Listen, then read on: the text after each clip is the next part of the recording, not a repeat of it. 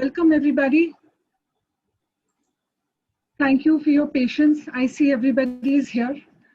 Good morning, good evening to everybody in India and good morning to Dr. Will Tuttle and our guests over here. Okay, so I'm Nandita Kapadia and a big welcome to everybody. A big welcome to everybody here today. The event is being hosted by Circle of Health, Kitchen Doctor and Compassion Magazine. Compassion Magazine is a vegan publication that was launched on the 1st of November, that is World Vegan Day. I'm giving you a very short, a brief about the events of today. We're going to start the seminar by a talk with Dr. Will Tuttle and panelists Dr. Saravanan and Dr. Rupa Shah, who are here today. This will be followed by an interactive session with the audience. And the last and the highlight of the program was a beautiful music session led by Dr. Will Tuttle and Madeline, ma'am, if she's here. So we are not sure, but she may accompany Dr. Will Tuttle on the piano. She's an amazing musician herself. Anyway, so let me first continue and introduce you to the host, Dr. Rupa Shah. Dr. Rupa Shah. Just a moment, Nandita. Are we live on Facebook? Just please give me a moment. Yeah.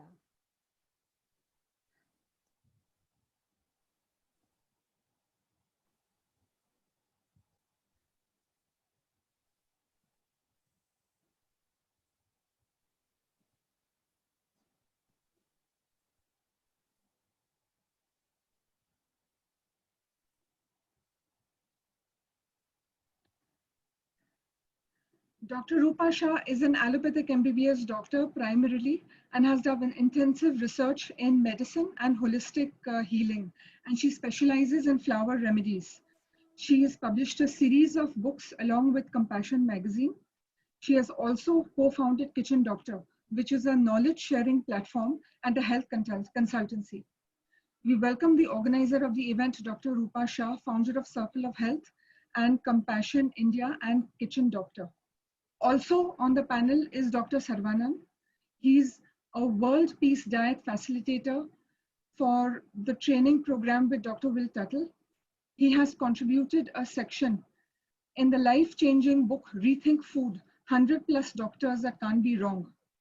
Since 2012, he has facilitated 300 nutrition seminars, webinars, health workshops, and wellness programs. His association with Circle of Health, that is Dr. Rupa Shah, goes back for over 5 years, if I'm not mistaken. I have personally met him for the first time at the Vegan India conference last year in July 19. And it just took me a few moments to realize that though he's a very quiet voice, he's probably one of the strongest supporters of the vegan movement in India. Welcome, Dr. Saravanan. I now hand over the mic to Dr. Rupa Shah. Thank you, Nandita, for starting the event and introducing us shortly. I would like to introduce our guest today, Dr. Will Tuttle. Dr. Will Tuttle is a visionary speaker, educator, author, and musician. He's a former Zen monk with a PhD from UC Berkeley and a vegan since 1980. He's the author of globally best-selling book, World Peace Diet, which is translated in 16 languages. It is also published in Tamil and will be soon released in Hindi also in India. He has also written other books like Your Inner Islands. He is also the recipient of the Courage of Conscience Award and the Empty Cages Prize. We have a very strong connection with Dr. Tuttle. I first met him in California on my trip to USA when I attended his talk. But before that, about 13 years ago, I read his book, World Peace Diet, and I was so impressed that I read it again and again, and I became vegan. And Dr. Tuttle also came for one of our Ahimsa festival, in 2017, and he inaugurated the Ahimsa Festival, which was an 18-day festival in Mumbai. So thank you very much, Dr. Veer Tuttle, for agreeing to be here today for the talk. And I welcome you, and I request you to start your sharing with us, your long journey of 40 years of being vegan. Please give us just 10 minutes and let's retry the live streaming. Dr. Tuttle, Okay. just give us a few seconds.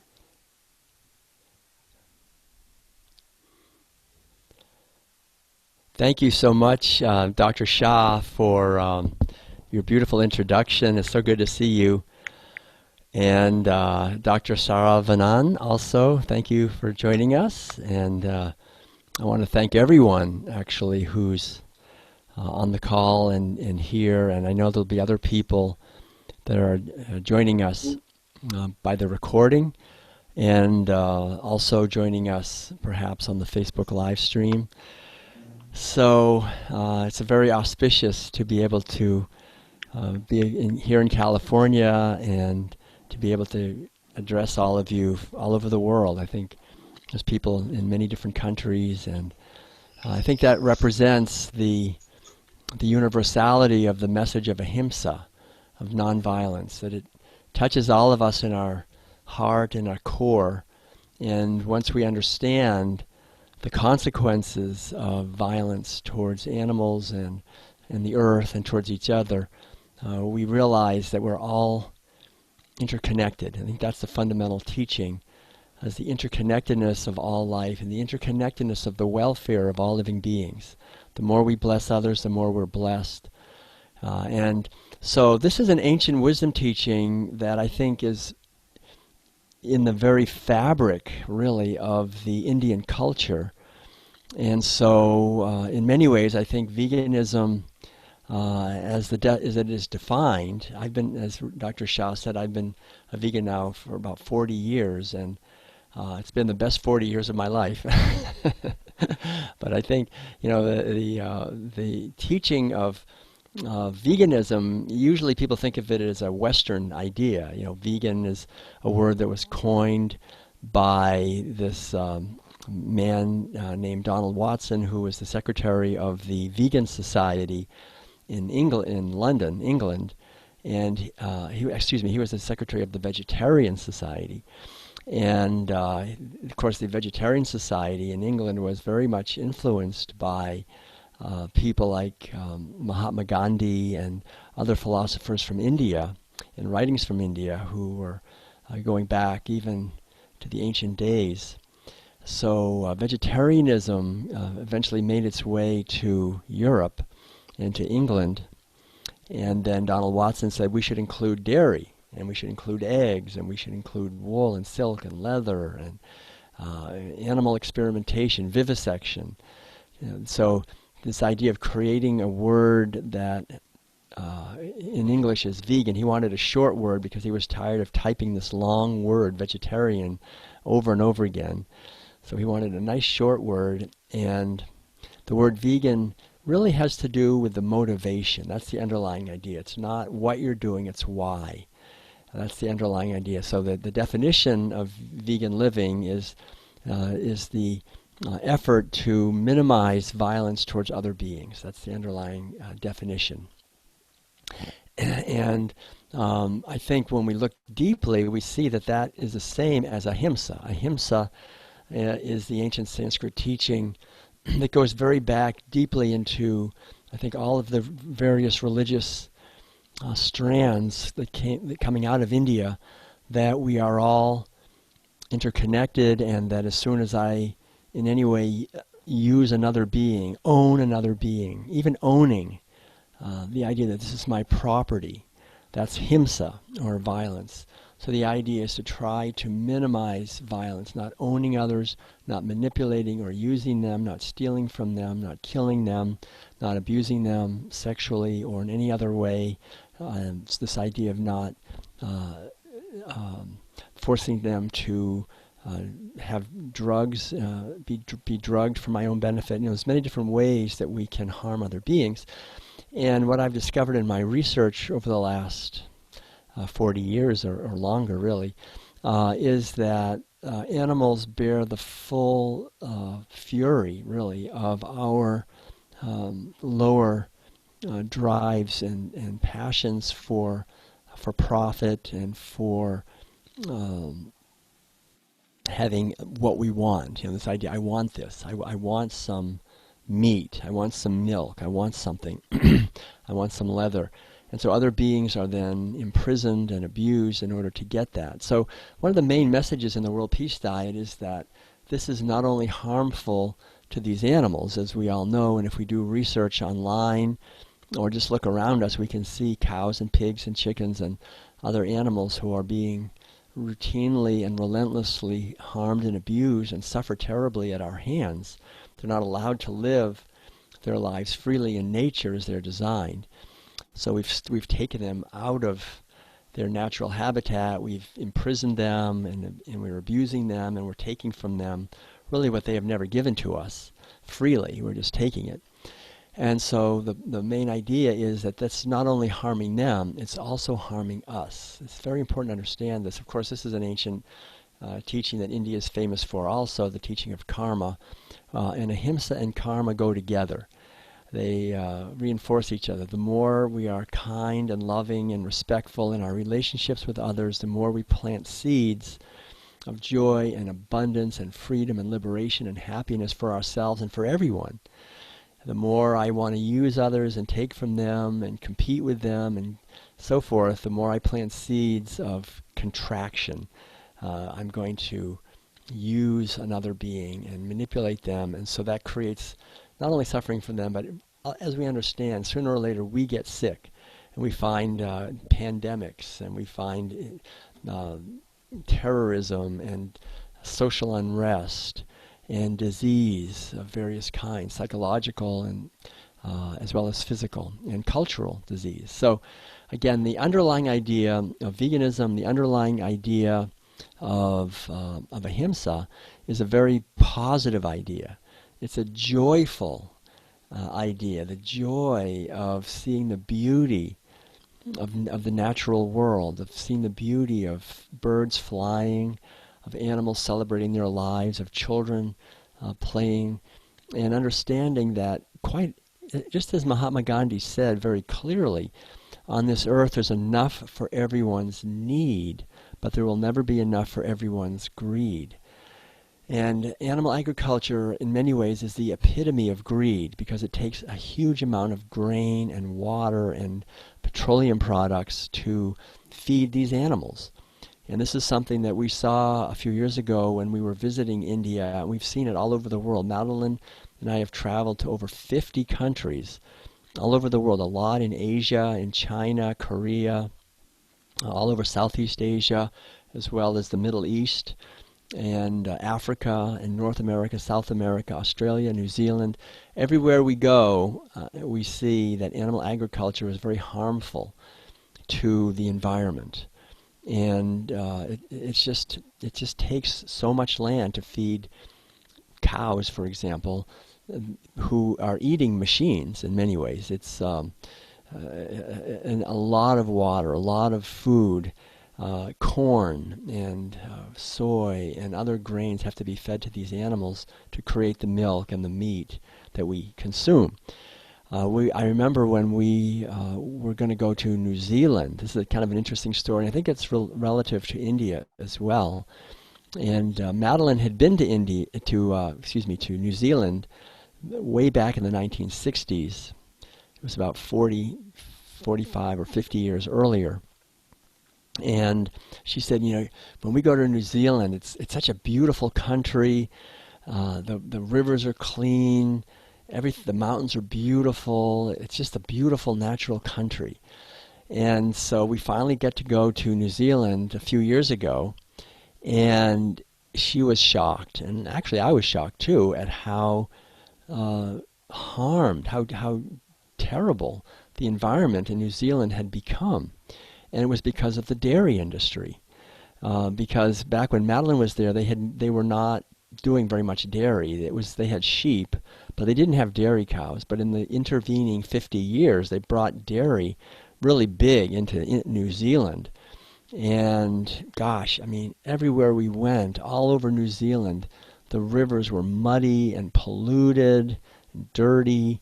They were cutting down all the forests. They were still really just clear-cutting forests in order to grow grain to feed these cows. The largest dairy company in the entire world is now based in New Zealand, and they export their dairy all over the place. But we can see the terrible price that's paid by birds, by insects, by animals, by people who are forced off their land. They don't have enough to eat. Their water is polluted. They can't go swimming anymore. So this is something to understand, that the world that we leave to our children, the health of our ecosystems, the health of our society, and the health of our physical bodies, the health of our minds, the health of our spiritual connection is all interconnected. And ahimsa is the key that opens the door to a world of radiant physical health, psychological health, spiritual health, as well as economic and environmental and cultural health. So I think I just want to thank all of you, because I know if you're on this call, you're already moving ahead and becoming the solutions to the problems we're having, rather than just being part of the problem. And I remember when I was in India giving lectures, we went to many cities. We were in, this, as Dr. Rupa Shah said, we started out in Mumbai at the 18-day vegan festival there, the Veg Fest. And then we spoke in many other cities all over India, and Hyderabad, and in Delhi, and so many, Calcutta, and so many other places. But this one lecture, after I heard a man say to me, and I thought it's an interesting idea. He said, India is late getting to the veganism, because we're vegetarians, but we just love our dairy. But he said, but when we Indian people understand what's happening to dairy cows, we will become the #1 vegan country in the world. We are the land of ahimsa. And so I just love that idea. Even though India has been sort of the fountainhead of spiritual teachings of compassion, of inclusion, of kindness, of respect, of the sacred feminine dimension of life, it's been held back in some ways, I think, really partly by the domination of Western countries. And so now, as the Indian people begin to realize their roots and the pure wisdom of their roots, they can question Western society's imposition of a violent food system, and in many ways a violent medical system, and come back to the more ancient sacred wisdom of health as a result of being in harmony with animals, with each other, with ecosystems. And I think this is really the foundation of a world where India can, in many ways, lead the way to a better world for the entire planet. So anyway, so that's some of the main points I wanted to make. And I'm happy to also open it up now to any conversation perhaps with Dr. Shah and Dr. Saravanan, if that's a good idea, or I can speak a little bit longer, if that's better. Just let me know what you think. Yeah. I have a question. How do we break out of our cultural habits of using animal in so many different ways? Right. So that's a great question. How do we break out of the cultural habit? That's exactly what it is. It's a cultural habit that's really injected into us without our permission by very loving people, our mothers and fathers and friends and neighbors and relatives and the doctors and everybody. They're telling us we need to eat these foods to be healthy, and that's what everybody does, so we're doing it. So I think the main way to break out of this is through education. Education is really the key. It's understanding the consequences of our actions of eating animal foods. So one of the key points to understand in education is that the only reason we're eating animal foods is because we've been educated to do that, right? We've been compelled and we've been told why and so forth, that the animals were put here for us to use and we need to eat dairy products, for example, for calcium and so forth. We have these several reasons. So what I've discovered, especially when we traveled in India, is that the education has to take a certain form, because each one of us can self-educate. So each one of us can make an effort to understand for ourselves how we can be healthier, how we can be happier, have more energy, and make a difference in a positive way to environmental devastation, to climate devastation, to cruelty to animals, and to domination of women. All these things come out of animal agriculture. And so we can educate ourselves, but the key thing really is to realize that we're part of a network. So in the West, for example, in the United States or in Europe also, but especially like say here in the United States, we're not so closely related to each other. So if I decide I want to become a vegan, I become a vegan, and my wife, she can keep eating, my friends, family, neighbors, they can keep doing what they're doing. And nobody really bothers me that much. I mean, there's some social pressure. But I realized when I was in India that eating the same thing everybody else is eating, if I say to the rest of the family, well, I'm not going to eat this anymore, it's like a big deal. It's a much bigger deal than, say, in the United States. So what we found when we were in India is that usually if one person was vegan, the entire family was vegan. So it's very important, I think, to be sensitive to our social relations and to try to help educate the people close to us in a loving way, so that the whole family can also be in harmony and can make a transition together. And that's a special challenge. It's in some ways it's better, because when whole families go, then the whole society can move more quickly. But it's also kind of hard to get it started because there's resistance. Maybe I'm a child, my parents don't want to change, or my husband or wife doesn't want to change. So I think to find ways to help show that it's actually better, and then to see what matters to that person. If that person is really concerned about their health, then to talk about the health benefits. If they're concerned more about environmental harm or about spiritual concerns, the more we practice these ancient teachings, the better it is for all of us. And I want to say just one other thing, because I think it's important to understand this. A lot of people feel that being Indian means really to eat dairy products, and it's something that comes from the roots of the Indian culture.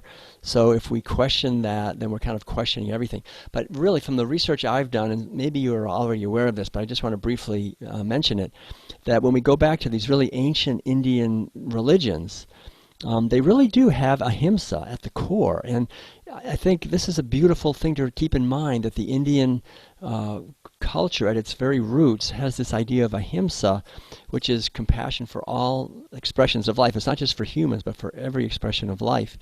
And there were two, major waves of immigration into the Indian subcontinent.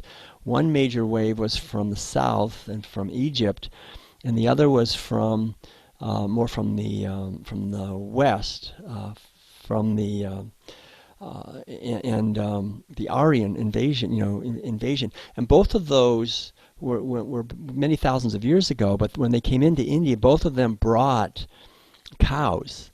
They brought livestock. There really, from what we can tell, there wasn't this idea of owning animals in India, and eating their flesh, and eating their milk, drinking their milk. That was brought in from the outside, and in these ancient invasions. So to really, kind of just remember that this is in many ways getting back to the roots of our connection with the earth in India, and from that maybe bringing this message to the whole world. That, as I mentioned in the World Peace Diet, when we started 10,000 years ago owning animals as property for food, that created wealthy elite class. It created the domination of women. It created war. It created slavery. It really created all the problems that we have now. So to undo those problems, we have to go to the root, which is to stop imprisoning animals for food. And India has a heritage of being a thriving civilization with a very profound religion before animal agriculture. So still remembers ahimsa, still remembers love and respect for animals without taking their lives and their products. So that's a part of the education, I think. Yeah, Dr. Saravanan, you want to ask the next one? You unmute yourself, yeah. Greetings, everyone. Hello, Dr. Tuttle. I'm really glad to join you in this event. And I would like to thank Dr. Rupa Shah and the Compassion India magazine team for making this happen. This is really a wonderful time. So I have a few questions to Dr. Tuttle. So question number one is, Dr. Tuttle, we would be really glad to hear about your personal experience about the benefits, the health benefits of a plant-based diet, because you have been following this for many, many years. Well, thank you. Okay, that's a good question, actually. And I don't talk about that very much, but, I was raised in a typical family, eating the usual meals of lots of meat, dairy products, and eggs. And I had a lot of the problems, actually, the health problems. You might want to mute yourself, Dr. Saravanan. I think it's a little noisy. So I think when I was a kid, for example, and my brother especially had earaches. He was always having earaches. We know now that comes from dairy products. I was having the usual sore throats and runny noses, which I think also comes from dairy products. And I had also my appendix got inflamed, and I had to go to the hospital and have an operation done, have my appendix removed. So I had some of those problems, and that's also understood to be from eating dairy products. So I ate a lot of dairy products as well as meat and dairy and eggs. But luckily, when I was about 22, I became a vegetarian because I experienced a community of people who were basically hippies who were meditating and studying Eastern religion, and were all vegetarian or vegan. So I became a vegetarian, and I found my health getting better as a vegetarian for 5 years. I was wearing glasses. I had very bad vision, actually. I had a lot of trouble. When I was 11 years old, I had to started wearing glasses, and it got worse and worse. So at that time, I started a meditative life. I went on a pilgrimage, walking, just meditating and following the teachings of Ramana Maharshi, of asking the question, who am I? Deeper and deeper, to go into the question of who am I. I started doing that when I was about 21, 22. And I took my glasses off, and my vision improved so much. And then I became a vegan in 1980, and my vision continued to improve. So that's one thing I just love, is the fact that I don't wear glasses. I pass my driver's test for driving every year for the last 40 years. I was almost blind. I mean, I had 2200 vision in my good eye, and my other eye was even worse. So that's just one example of my vision improving. And another example is that I just haven't had to go to doctors. I mean, I haven't had health insurance. In the United States, everybody has health insurance. I haven't had health insurance. I haven't gone to doctors for anything, really, or to the pharmacy to get any aspirin or Tylenol or anything. Really, I just never go. I never have had to go. So it's been really wonderful to be just out of the medical system completely. I've never taken anything. And my wife Madeline is also a longtime vegan, and she's pretty much the same. Neither one of us for probably 40 years have gone to a doctor. And when we came to India, when we travel all over the world, we go everywhere, and people always say, "Oh, be careful! It's another country. You might get sick." But really, quite honestly, we don't get sick. I mean, I haven't gotten sick at in all these travels to speak of.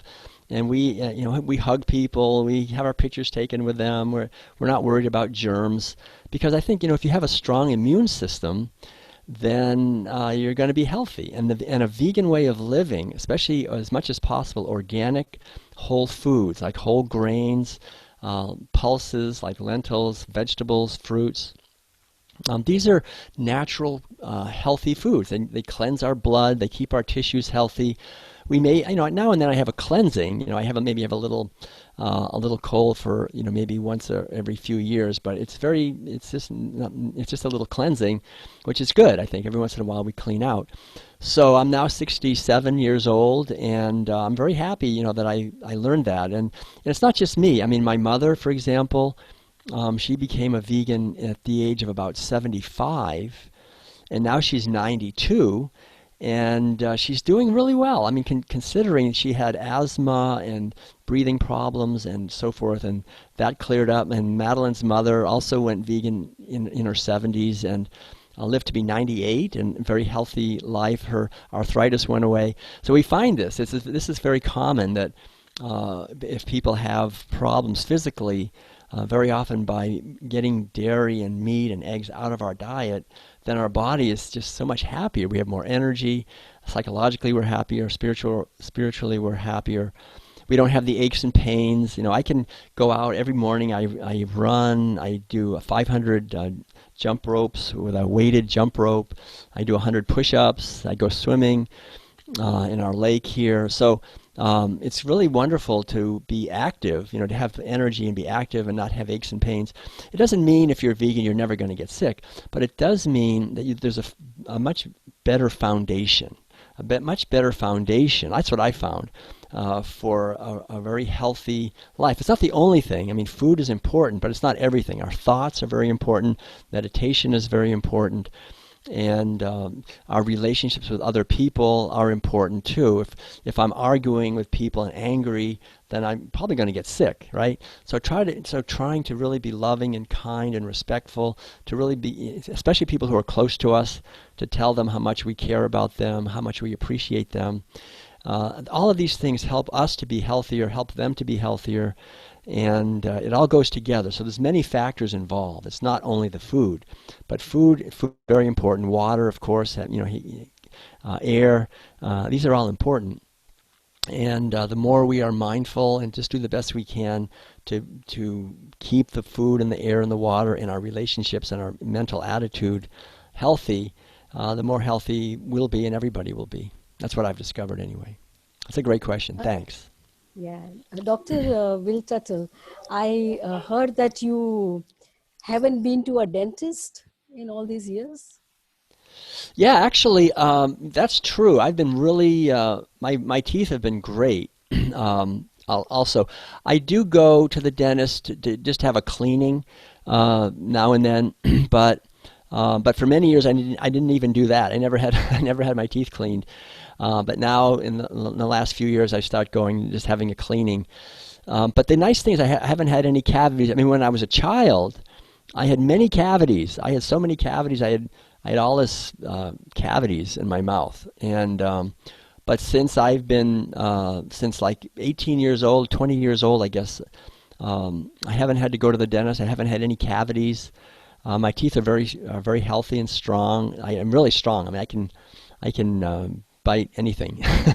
So that's another advantage. Yeah. Very good. Thank you very much for sharing that. So my Thank question is, the next question is that how to build our confidence while walking on the path of compassion? Right. That's a very good question. The thing is, in the beginning, when people go vegan, very often they have less confidence because we're being different, right? We're not like everybody else. Everybody's eating this food. Everybody's very confident. We can go anywhere, go to any restaurant. We can eat anything, whatever. They have butter, they have ghee, they have cheese. We're confident, right? We just like everybody else. We become a vegan, suddenly our confidence goes down. We're wondering, well, can I eat this? Does this have butter in it? What do people think of me? I'm not eating the same thing as them. We're different. We're not conforming to being like everybody else. So it can be difficult to be different. That's the hardest thing. And then not only that, we have in our own mind, we have perhaps stories from our grandmother or grandfather. Make sure you eat lots of dairy products so you grow up big and strong. And all these stories, the inner stories. Maybe religion is part of it. At the temple, people eat this way, and all these different things. So confidence is a question that I think it's very important to consciously cultivate a sense of confidence, and that's why it's helpful to do some reading, to do some research, to watch videos, and also to try to find some friends or maybe a community. Like, it's so great, Dr. Shah, that you help people through putting on vegetarian festivals. We can have online nowadays. Of course, it's kind of online, like we're doing here, to get confidence, to realize we're on the right path. Even though it's not the path that everyone is walking on, it is ultimately, it's the right path, the path of loving kindness, the path of respect. And gradually, as we practice veganism, because veganism is really a practice, it's something we do every day. Like, we practice brushing our teeth, we practice meditating, maybe we practice taking a walk, we practice being loving in our speech, we practice a vegan way of life, not buying and supporting leather and cruelty to animals as much as we can. Then we start to see, we feel better, our mind starts to feel better, our heart, our emotions, we have more energy. Then the confidence begins to get stronger. So it's important, I think, and India has this idea, really. And there's an old saying from India that when a tree is very small, then it should be protected. When you have a little tiny tree, you put a little fence around it. Otherwise, the people, the animals will come walking by, step on it, stomp it down, kill this poor little tree. So it's good to put a little fence around the tree. When the tree gets big, then nobody can step on it, right? It's powerful, it's strong.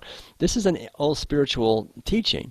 That's why in India there are spiritual communities. So when people are just beginning and starting the spiritual path, they go to an ashram or community where they're vulnerable, they're just getting their confidence, they want to practice, they want to meditate, they want to learn.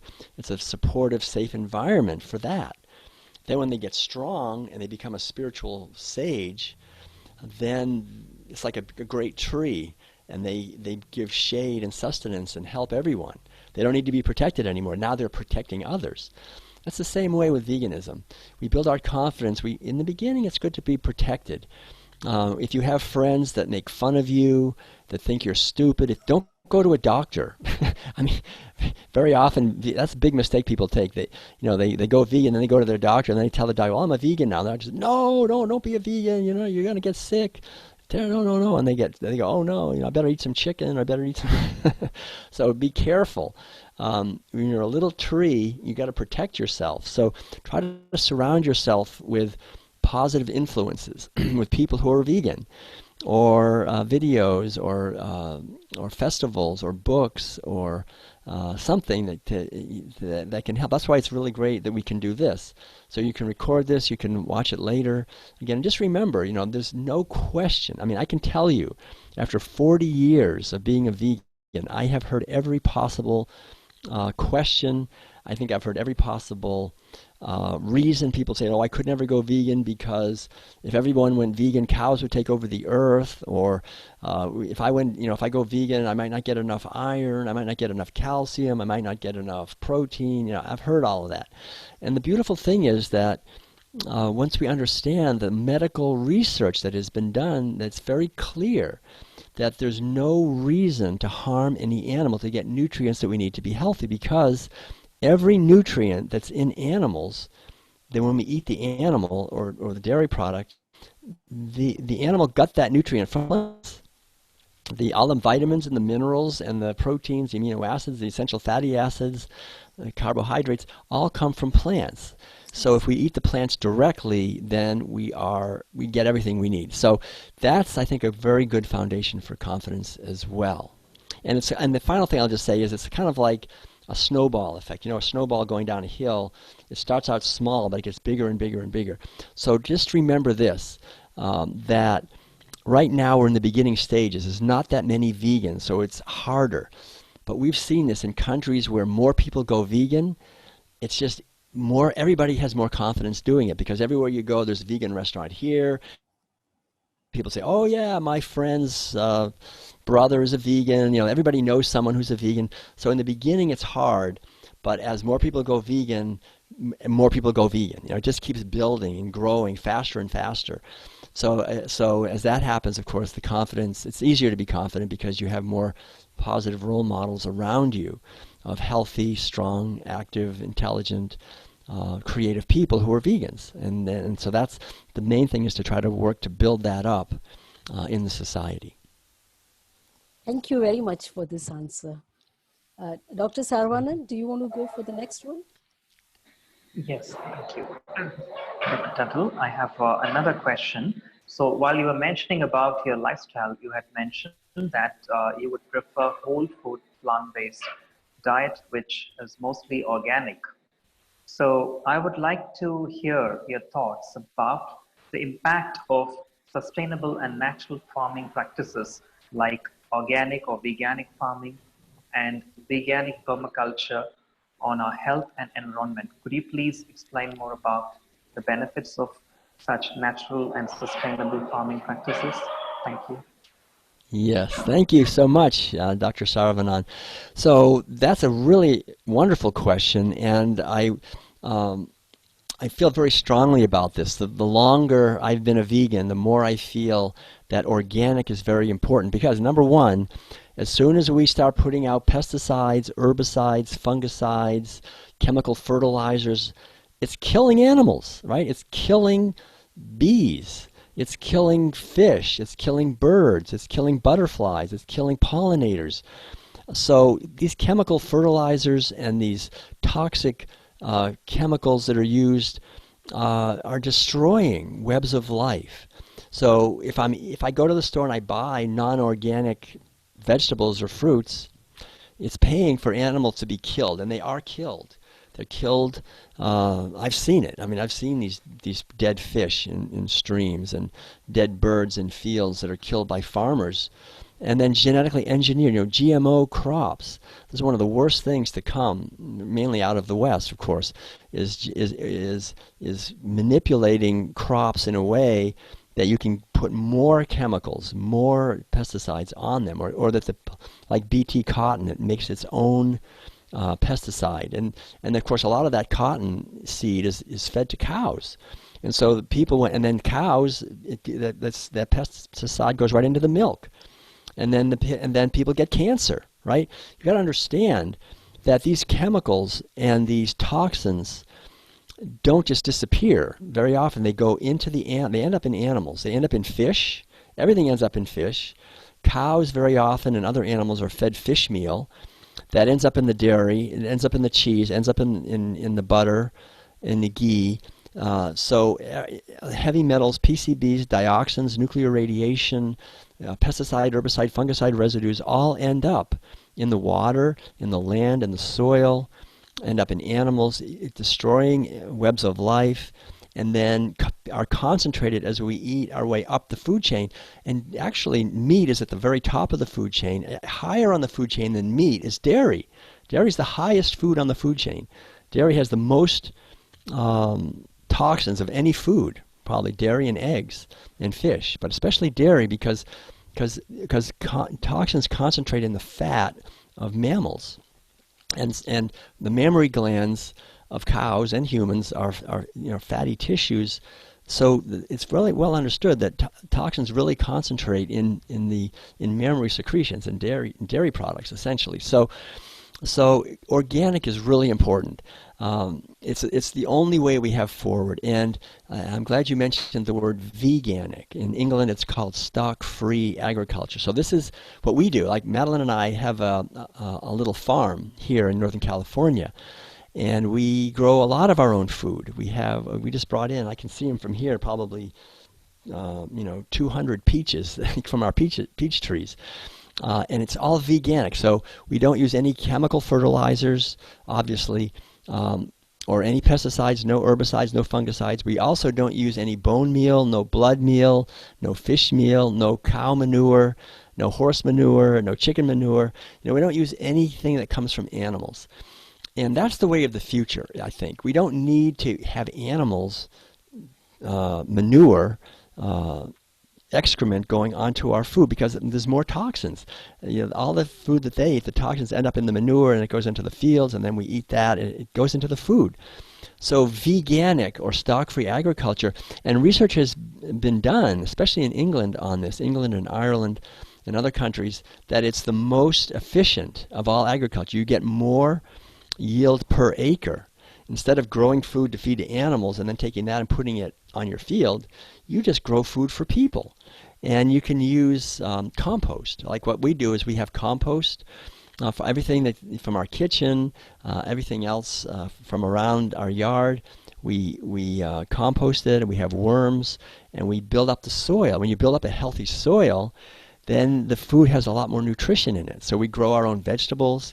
We grow lots of fruits. We have about 60 fruit trees and nut trees here on our land. We can eat the food. We can give the food to other people. We have herbs, and we have lots of berries. We grow lots of food here year-round, actually. So I think that's the ancient wisdom, again, of India, to work in harmony with nature, and small farmers know this. The problem is that large corporations have become influential in the government, and now these large corporations are bringing in an agriculture that destroys the soil, pollutes the water, makes people sick, and then of course you have an industry like the cancer industry, the heart disease industry, the diabetes industry, right? These the same companies, the big chemical companies and the big drug companies, they sell the drugs that people need when they get sick, and they sell the drugs, really is what they are, that go on the land, the toxic chemicals, and it's all toxic. The drugs are toxic to our body, the chemicals are toxic to the earth, so the idea is to just say no to all that and say yes to a way of agriculture that's based on sustainability, that's based on harmony, that's based on building up webs of life, building up friendly insects. That's what we do. Like if we have a problem with some bugs, we bring in other bugs that eat those bugs, and create and have more birds, the birds that eat those bugs. So you just work with creating a healthy ecosystems, and where we live, we have more birds, more butterflies, more bees than anyone around us.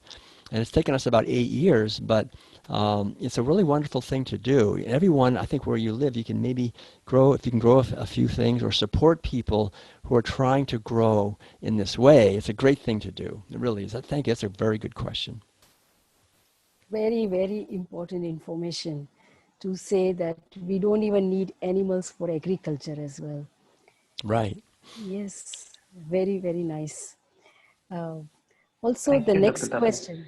Yeah, the next question that I want to ask is, during your own journey of last 40 years, what changes in the trends you have observed, like the truth of yesterday is no more truth today? It's a changing time, and you must have seen all. What was truth yesterday is no more truth today. Right. That's another great question. I think basically, overall, I would say in the 40 years I've been a vegan activist. I've been, from the very beginning, I was an activist trying to help people transition over to becoming vegan. It's been mainly good news in the sense that there's been a lot of positive changes that have happened in the world. I would like to see the positive changes happening more quickly, but the main thing I think is we see alternative foods. Whoops, sorry. For example, when I was just starting out, there weren't any real alternatives to things, and I saw that in India. That's a problem, somewhat. For like when we wanted to, if we didn't have milk, if we didn't drink cow's milk, there really wasn't anything else. If we didn't have ice cream from cow's milk, there wasn't anything else. And people started making soy ice cream and making ice cream from rice, from coconut, making milk from rice, from oats, from coconut, from soy, from nuts, various kinds, and so forth. And so a lot of times people, when they give something up, then they feel like, I don't want to give that up. I want to have, but if we have alternatives, so that's been a major one thing I've seen happening is that in the beginning, the truth was that okay, I just felt I'm not going to eat ice cream ever again in my life. That's it. I'm done. It's okay. I didn't mind. But then now if I want, I can eat delicious ice cream. And actually, the ice cream, the plant-based ice cream, most of the people who buy it are not vegans because it's actually better. It just tastes better than anything you can get from cow-based ice cream. It's just a very delicious taste. So what we're finding is that's true with almost everything. Burgers now, people love these new burgers. When I was beginning, I said I'll never eat a burger again. That's it. I'm done with that. I'll never eat eggs again. I'll never eat fish again. But now there are plant-based versions of burgers and eggs and fish and butter and cream and yogurt and ice cream and milk and all these things that make it really a lot easier. So again, I think that's a little more advanced in the West. We can go into the health food store and buy all these things. Anyone can, pretty much. But I think it's coming more and more. And then another thing, I think there's in the beginning, like 40 years ago, there was this basic idea that it's impossible to survive on a plant-based diet totally. People just thought, no, you're going to be lacking in nutrients. And in the 40 years, we've seen pretty much that you can't say that anymore. I mean, the scientific research is so solid that even mainstream doctors, especially in Western countries, for the most part, they understand that you can be a healthy vegan. So you don't have to fight so much against doctors. It's still an issue, but it's much better. Also, people are realizing now that disease mostly comes from animals. Pandemics, like epidemics and pandemics and disease, it's called zoonosis, the transference of disease from animals to humans. It's mainly through animal agriculture, through confining animals in very unsanitary conditions. When we do that, and then we have people near them, bacteria, especially various bacteria, get created and get strong and can create disease in the animals, and that can pass to us. And so I think there's more realization that if, especially nowadays in the last few years and even few months, I think there's more of a conversation that in the past we thought it's okay to just have animal agriculture, but now we realize that from the point of view of antibiotic-resistant bacteria and new superbugs and things that come out of animal agriculture, that it could really be a serious problem for human beings as well. And then the final thing is maybe the slowest is governmental change. There was always in the United States, for example, I think it's probably still true in many countries, the government promotes dairy, meat, and eggs, and kind of encourages people as part of their healthy diet to get plenty of protein, to eat meat, to eat dairy products, to eat eggs, because the animal agriculture industry is very powerful. It has a lot of money. It has strong lobby, so it can influence governmental agencies. But again, the scientific research is coming in, and we now actually have governmental agencies encouraging people for the first time to eat less meat, eat no meat, or to eat less dairy products. We see that in Canada, we see it in China, we see it in the United States, England, Germany. I think we're seeing it in many countries. And then there's also our laws, and India actually is one of the leaders in this, actually granting personhood to animals. I think India has granted personhood to dolphins, and so when we grant personhood to animals, then we can no longer just treat an animal like a sack of cement. That's my property. I can do whatever I want. It's important to get laws changed. That happens through education. That happens through grassroots education like we're doing right now, for people to realize there's no reason for us to imprison these animals and abuse them. They're people like us, right? I mean, they have we know that they can suffer physically, psychologically, so we should not harm them. That's ahimsa. So to bring the laws into alignment, to bring governmental policies into alignment, this is really important, and that will help the society move forward as well. So there's all these changes I've seen happening. The question is whether or not the changes can happen quickly enough before we destroy the web of life too much, too quickly. I think that's really the challenge. Thank you. Thank you. Dr. Saravanan, your question? Yeah. I have one more question for you, Dr. Tuttle. So this is about the connection between food and stress, which means mental and emotional stress. And if you have any practical tips to reduce stress or to cope up with the mental and emotional stress which many of us face these days, it would be very helpful. Thank you in advance. Wow. Yes. Okay, everyone. Everybody, just relax. We need to relax. I know. I mean, we're we're living in a society right now, I think in the whole world, where there's more stress maybe than ever, it seems like. There's the pandemic that's going around the world. In many ways is a pandemic of fear and stress. And so I think the more each one of us can consciously take time every day to relax into this present moment. This is the ancient wisdom of India, is that life only exists now. We are present right now. Here we are. Problems that we have come from always looking into the future and the past. And it's important, of course, to be aware of the future and the past and to plan for things and so forth. But to really take time to savor this moment, to make a practice. One of the things I would recommend everyone do, if possible, I think it's possible for everyone to do this, is to be more conscious in the morning. So, for example, when we are in the morning and we're still asleep, and then we wake up, to make a practice of immediately giving thanks for another day. And allow that feeling to permeate into every cell of your body and your mind for just a moment, just a few moments. Just give thanks. I have another day, and have that sense of infinite possibilities of good things that can happen in the world, in my life, and that I can contribute to others. There's lots of opportunities in every day. So give thanks for another day to learn, to grow, to contribute, to serve, to understand more deeply.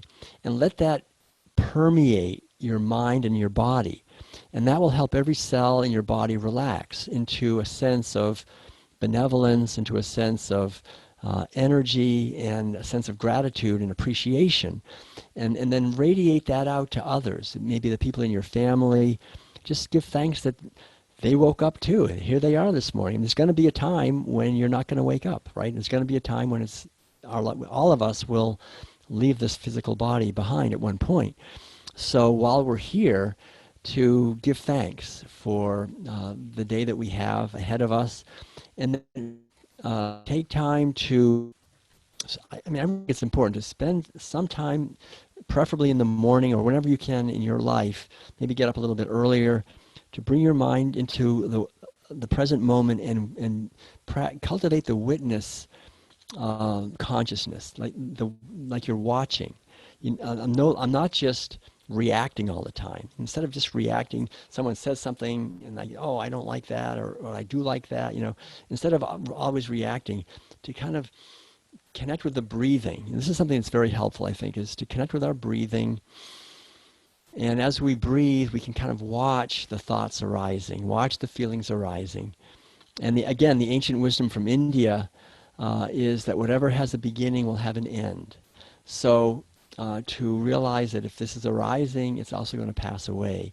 And so we can watch the arising and the passing away of our thoughts, our cravings maybe, our feelings of jealousy or anger or fear. Just let them pass away. And I think the most important thing any of us can do is to do the best we can to take responsibility for the quality of our own consciousness. I can't, and the quality of our own relationships. Take responsibility for the quality of our relationships. You know, if I'm in a relationship with somebody else, it's the best thing is if I don't expect them to be loving, I can't make another person to be loving, but I can be loving, right? I can say something nice.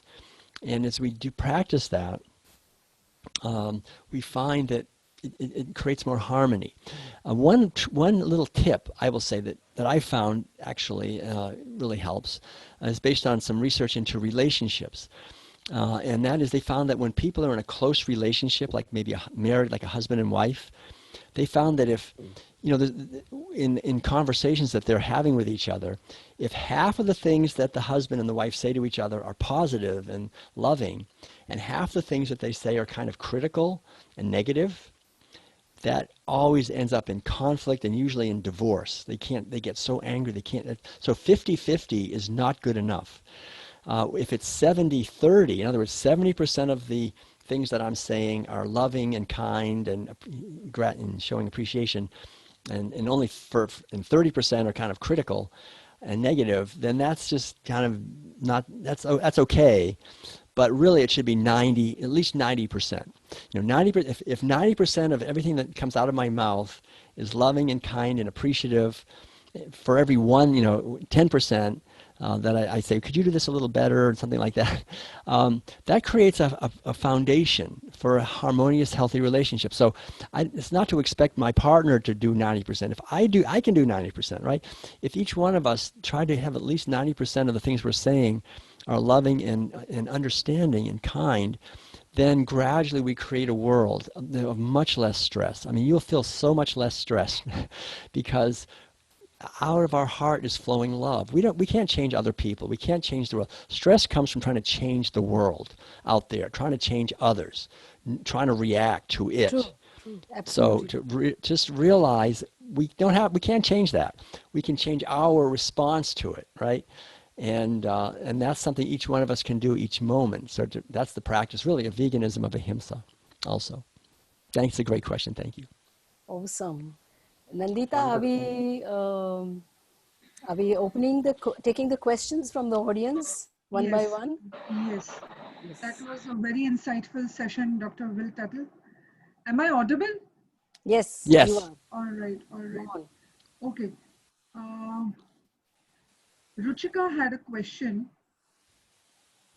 that how do you approach a non-vegan, and how do you start a conversation with a non-vegan? Right. That's a very good question. It's always a challenge.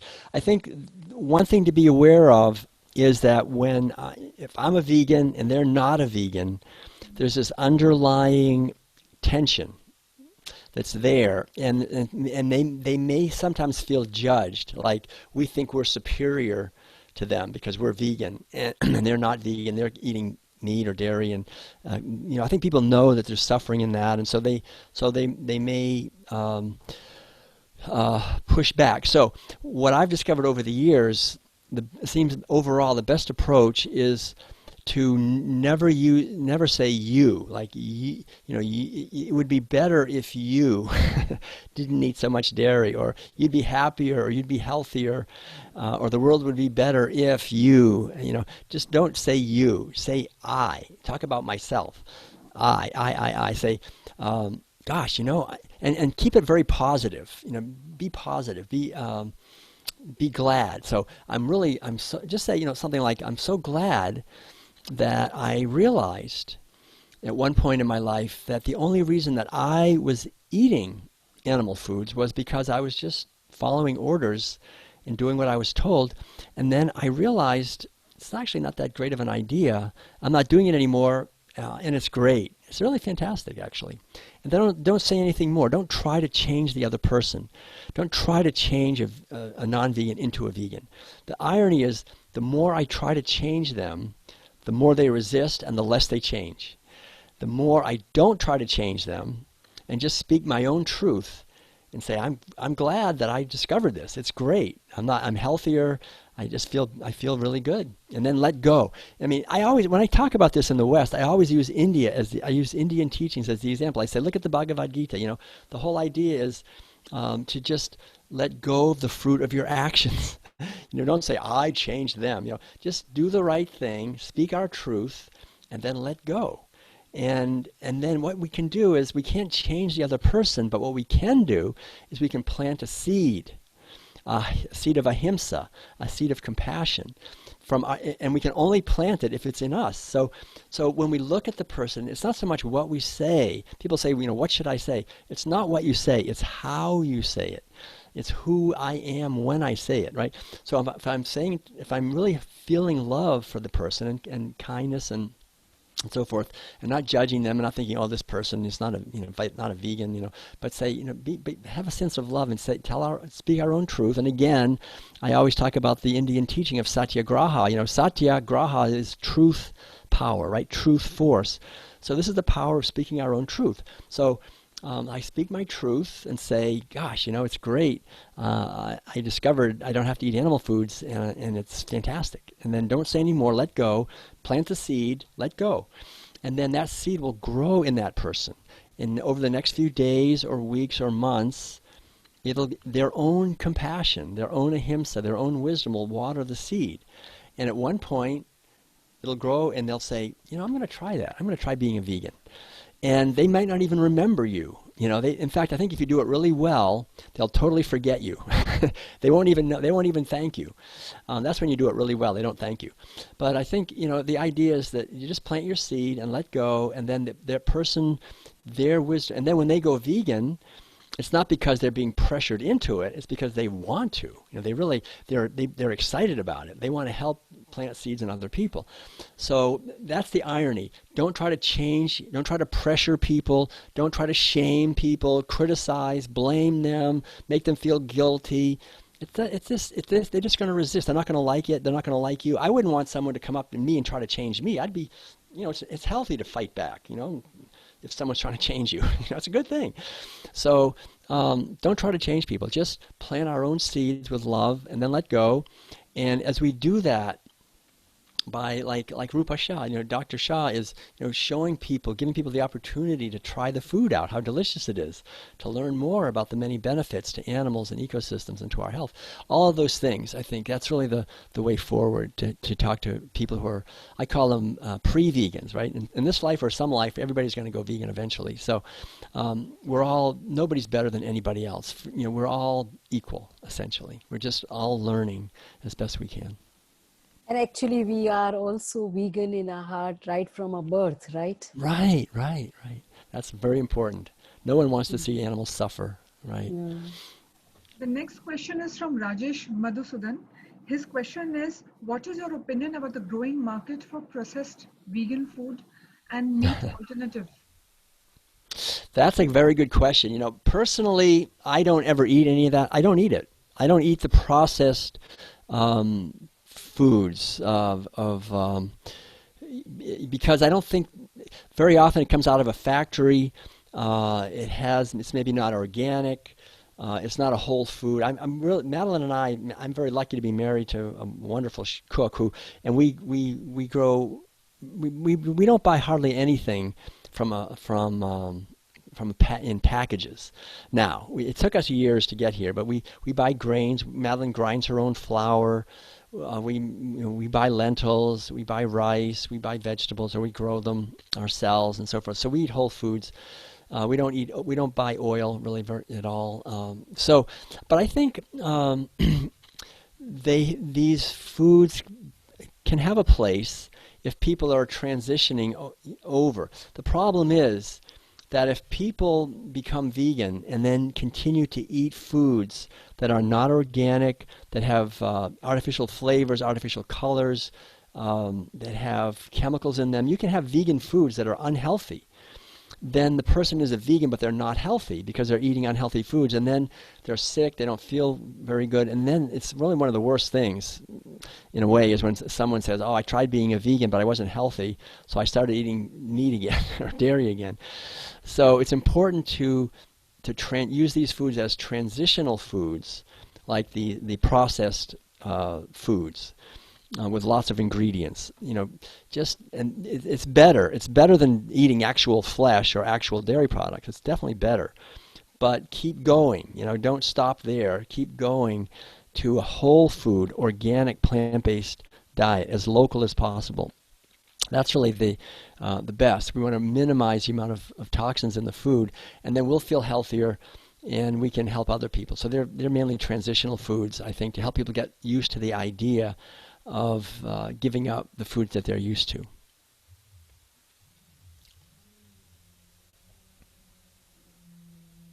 Answered it. Hello. Yeah. Yes. How can we stop ourselves from being judgmental? This is a question from Shankar Iyer. How do you stop ourselves from being judgmental when talking to non-vegans? But I think you've already answered that. Yeah, I've answered it in a way, but I just say one thing that's helpful to remember is that virtually every one of us wasn't vegan at birth, right? There was a time, like for me, 22 years when I was eating meat, and another 5 years after that I was still eating dairy. So at that point I was doing the same thing they were doing, and I think it can help us to overcome our judgmentalness if we remember that there was a time when I also was the same as this person, and to be understanding. Because one other thing is I'll say is that the only reason anyone eats animal foods is because we're compelled to, right? We're people around us, we're born as little babies, like Dr. Shah said, we have a heart of ahimsa. But then we eat these foods and we have to compete in society, and we start competing and start getting and paying for and wanting. But that's really a wound. We're wounded by that. And so when someone is wounded, it's much easier to not be judgmental of them, right? If I look at someone, say, who abuses someone, and I think, oh, I hate that, he's abusive. But then I see that when he was a little boy, he was abused. So then I'm less likely to judge him. I'm more likely to have compassion for him and see, wow, well, he was abused, that's why he's abusive. So the more we can see people as wounded, then we want that natural sense of wanting to help them to heal, which is more love rather than judgment of them. And I think that's helped me a lot, to see that everyone who's harming others has been harmed themselves. So instead of trying to harm them again, we try to bring, as Gandhi said again, bring light into darkness. Don't bring more darkness into darkness. The next question is from Shankar Narayan. Dear Will, I have read your book World Peace Diet. In the book you narrate the karma effect. How we ill-treat animals is happening in our life exactly the same way. Can you please explain that? Love to hear from you directly. Okay, so the question was, I couldn't quite follow the question actually, but it's great to hear from Shankar. He's an old friend of ours. It's in Wonderful. reference to an excerpt from your book. You narrate the karma effect. How we ill-treat animals is happening in our life exactly the same way as you cited as a karma effect. So Elaborate. right. Yeah, so what I'm talking about in the book there is, if I understand this correctly, is what I refer to as the boomerang effect. Yes. That whatever we sow, we're going to reap. So, and I have a whole sub-chapter in the World Peace Diet that goes into this. And it's very interesting, so I'll just say very briefly, but basically every single problem that we're having in the world that we see, we read about in the newspapers, we see on TV, we're doing it to animals. We sow the seeds, for example, in animals of obesity, right? They're sold by the pound. So we have farmers and these industries trying to fatten up animals very quickly. So they make the animals fatter and fatter and fatter, and we find we get fatter and fatter. What we do to them, we force them into osteoporosis, we force them into cancer. These animals get very sick, and we find we get osteoporosis, we get cancer, we get these diseases that we inflict on animals. We break apart their families, we find our families get broken. We force drugs on them, we find we get more drugs. We destroy their ecosystems and their cleanliness of their habitat. We find we have more pollution. Whatever we do to them, it's coming back. We can see, but the media never makes that connection. The media never talks about that. As we dominate these animals, and it's mainly the female animals that are dominated, we find again more abuse of women. So this what we sow in our relationship with animals, it always comes back. We have to learn to see it, to discriminate our awareness and realize that what we're doing as a society to animals, we're experiencing as a society. We force them into terrorism. We find more terrorism. We force them into pandemics of disease. Now we find we have a pandemic, right? We imprison them, and we find we have less freedom. We want to microchip all those animals. Now they're talking about microchipping and vaccinating everybody. You know, all these things. What we do to these animals, it's going to happen to us. It is happening to us. So if we want to have a world of freedom and peace and joy and love and abundance, we can. There's nothing stopping us. It's just give the animals freedom and love and joy and abundance in their lives. Let them live. See, that's the test. The moral test is for us as individual human beings to live our life in a way that gives others what we would like ourselves. This is the root of all world religions. I used to teach world religion, and every religion agrees. The fundamental teaching is whatever you want for yourself, give that to others. So if we want freedom and love, give love and freedom to those who are at our mercy. And that's animals. Animals really, they're at our mercy. They're weaker than us. And so however we treat them, it's going to come back to us. Finally, I think we're beginning to learn this, but we need to really understand this. And this is the ancient wisdom from India, really. It's a fundamental teaching. Fantastic. I do not know how much time we have, Dr. Rupa. I mean, do we have time for 2 more questions? Do we have time? Maybe okay, I'll do maybe 2 quick questions. Okay, 2 more quick questions. One question is from Rahul Jindal. How do we get rid of pests from a house the vegan way? Right, that's a good question. That's kind of a long question, but briefly, what we try to do are use things that don't kill the animals or the insects, but rather discourage them. So like for ants, we put down cayenne pepper or cinnamon or something like that. We also have these little devices that we plug into the wall that create a little like electromagnetic sound that we don't hear, but that spiders and other animals kind of stay away. They don't like it that much. We also have things around a little like a cup and a card where we catch spiders and flies and things, and then we put them outside. We don't just kill them. We try to put them outside. We have things in the garden that we use. We have little hand vacuum cleaners. We'll vacuum up bugs on our vegetables and fruits, and then we then later in the day we transfer them to another place away from our garden so they can still live their lives. We have these stakes in the ground that every 30 seconds they make a sound, and that keeps the gophers and the groundhogs away, so they're not eating the roots of the trees. It kind of keeps them away. So we try to do things that just sort of discourage the animals from harming our things or coming into the house as best we can, or take them out. So we try to, that's basically what we do.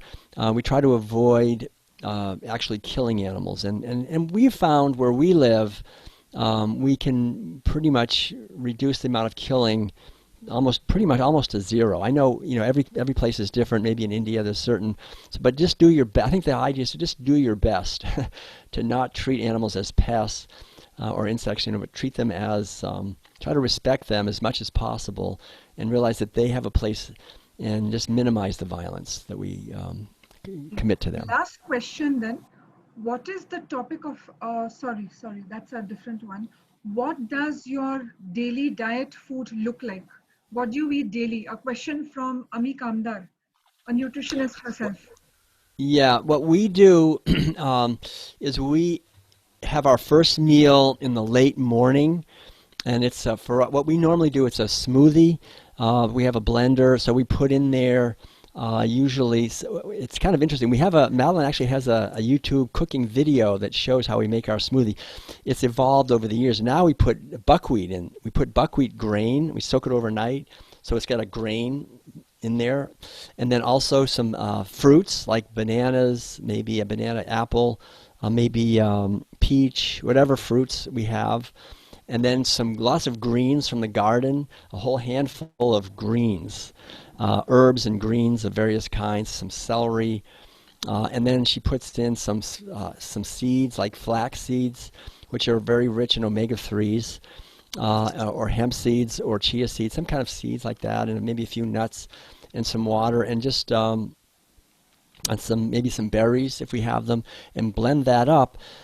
and we drink it. It's really quite a meal. That lasts us pretty much until the late afternoon, around 5:30 or 6. And we might have a little snack in the middle, maybe a few nuts or raw carrots or some fruits or something. But we don't really eat lunch usually. We just have a late breakfast and then a kind of an early dinner around 5:30 or 6 o'clock usually. And then that's the starch. We eat potatoes, rice, grain of some kind, vegetables. Because usually every afternoon I'm out working in the garden, in the farm, so I'm really ready now for some real food, around 6. And then we usually have a little fruit for dessert. So that's pretty much it. What we eat every day. Okay, So always whole grains, whole foods. Yeah. Mm-hmm. So that sums up all the questions that we have. Dr. Rupa, I think we can start with the highlight of the session. So, Doctor, do you want to play piano right now? And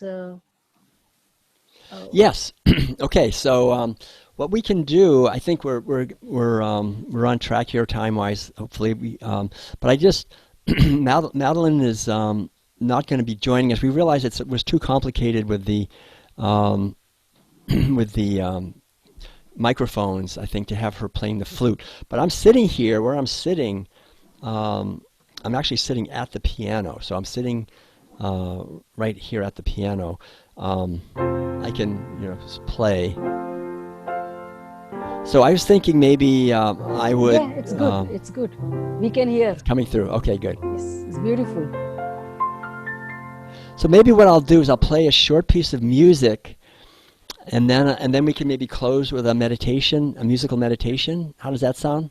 Yeah? Perfect. Yes. Okay. Wonderful. So this is just a piece of music. I have many CD albums out. I have probably 500 or 600 pieces of music I've composed over the years, over the last 50 years.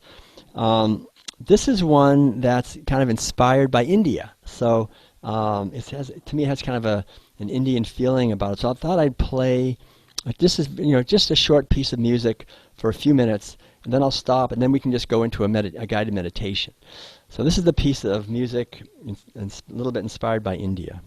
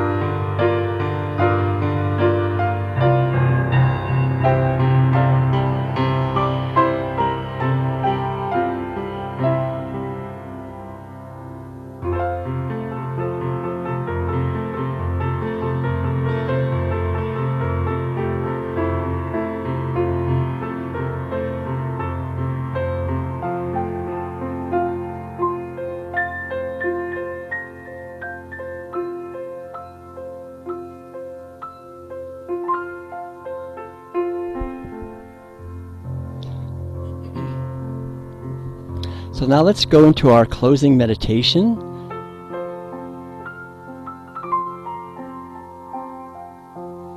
And we can just begin by giving thanks to everyone involved in our event here. Many people have worked very hard to make this possible. So we give thanks to them for all their efforts. And we give thanks to everyone who's here with us, joined together in our minds, in our spirits, in our hearts, with the common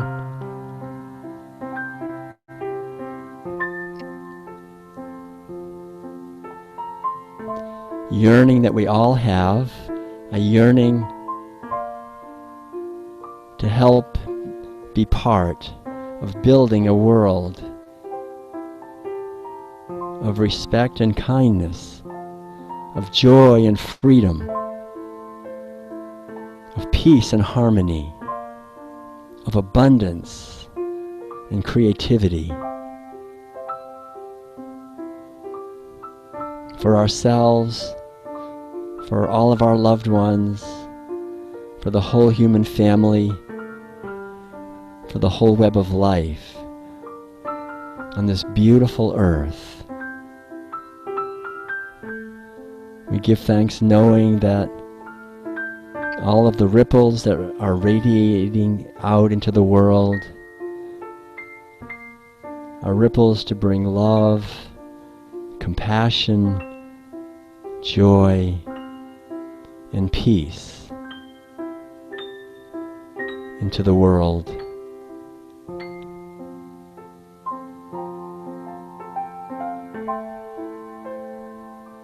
We give thanks for this precious human life that we have, for this opportunity to grow in wisdom and compassion, and to work with other people to build a society that cares for everyone, based on the ancient wisdom of ahimsa. We give thanks knowing that every day we are making progress in awakening, in healing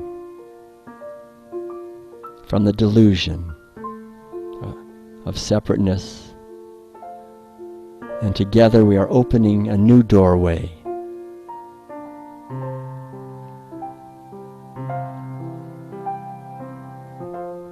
where we live in harmony, in freedom, in radiant health, allowing the animals of this world to celebrate their lives, allowing the earth to heal. And we see the rivers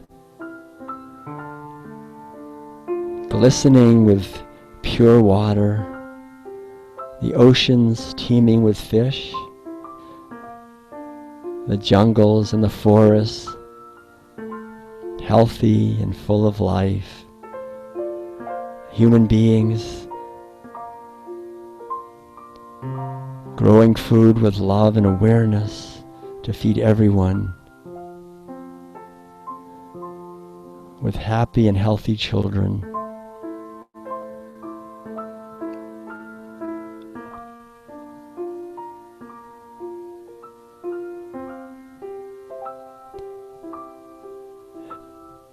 And we see that our present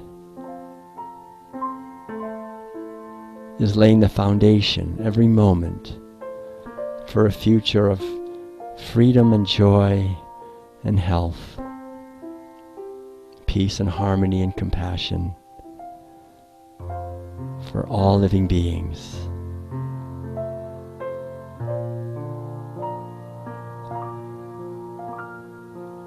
So may we all go forth from our time together here this evening, knowing that the light that shines in the sun and the moon and the stars and at the heart of the universe, the infinite light of consciousness and awareness, is shining in every cell of our being, shining in every moment of our lives, bringing peace and gratitude.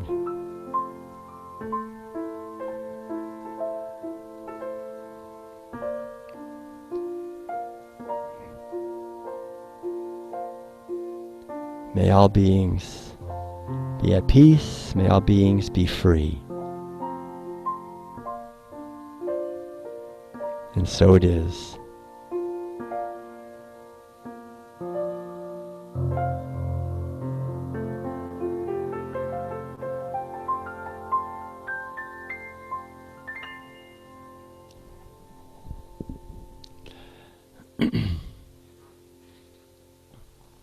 Beautiful recital, Dr. Tuttle. Thank you, everyone. Thank you so much. And beautiful.